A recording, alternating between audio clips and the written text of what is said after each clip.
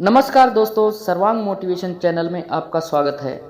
दोस्तों, एक बार की बात है, एक गांव में एक किसान अपने बेटे के साथ रहता था। वो जिंदगी के मुश्किल से मुश्किल समय में भी शांत और सकारात्मक रहता था। हमेशा यह कहता था कि जो होता है अच्छे के लिए होता है, बस ऊपर वाले पर भरोसा रखो। उसके पास एक घोड़ा भी था जिससे वह बहुत प्यार करता था और उसे अपने परिवार का सदस्य मानता था। एक दिन वह घोड़ा कहीं चला गया। किसान ने पूरे गांव में उसे ढूंढा, पर वह कहीं नहीं मिला। सभी गांव वाले इकट्ठे होकर किसान के पास गए और दुख जताते हुए बोले कि आपका घोड़ा खो गया है।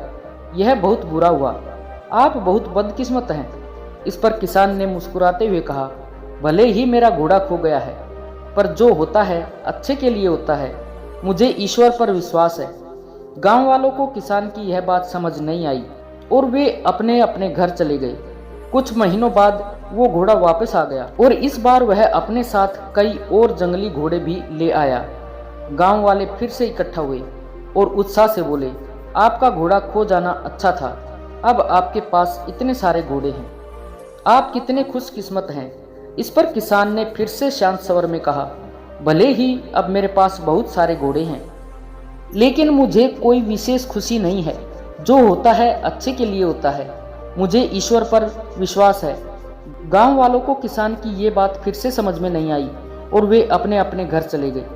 कुछ समय बाद किसान के बेटे ने घुड़सवारी सीखना शुरू किया, लेकिन एक दिन वह घोड़े से नीचे गिर गया और उसकी टांग टूट गई। सभी गांव वाले फिर से इकट्ठा हुए और अफसोस जताते हुए बोले, शायद इतने सारे घोड़े मिलना अच्छा नहीं था। अगर ये घोड़े नहीं होते तो आपके बेटे की टांग ना टूटती। आप बहुत बदकिस्मत हैं। किसान ने फिर से वही बात कही, भले ही मेरे बेटे की टांग टूट गई है, पर जो होता है अच्छे के लिए होता है। मुझे ईश्वर पर विश्वास है। गांव वालों को किसान की ये बात फिर से समझ नहीं आई और वे अपने अपने घर चले गए। कुछ समय बाद राज्य पर हमला हो गया। राजा की सेना कम पड़ने लगी, इसलिए सभी जवान लड़कों को सेना में भर्ती किया जाने लगा। लेकिन किसान का बेटा युद्ध में जाने से बच गया क्योंकि वह घायल था। सभी गांव वाले फिर से इकट्ठा हुए और भावुक होकर बोले कि आपका बेटा युद्ध में जाने से बच गया, आप कितने खुशकिस्मत हैं। हम सभी बहुत दुखी हैं क्योंकि हमारे बेटे युद्ध में चले गए हैं। हमें नहीं पता कि अब वे वापस आएंगे भी या नहीं।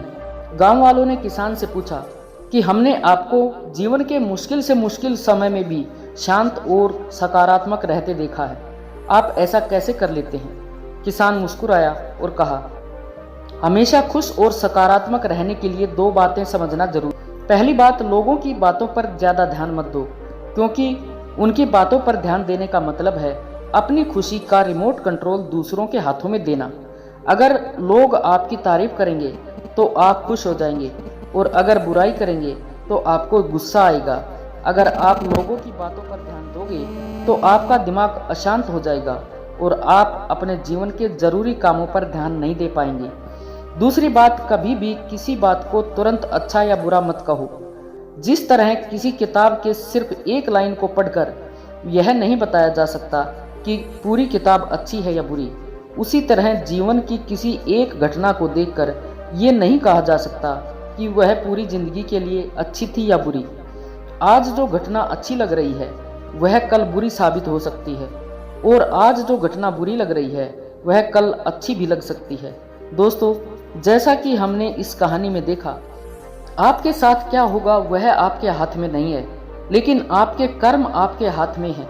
इसलिए अपने कर्म और सोच को अच्छा बनाओ और बाकी चीजें ऊपर वाले के हवाले कर दो, क्योंकि जो भी होता है वह अच्छे के लिए ही होता है।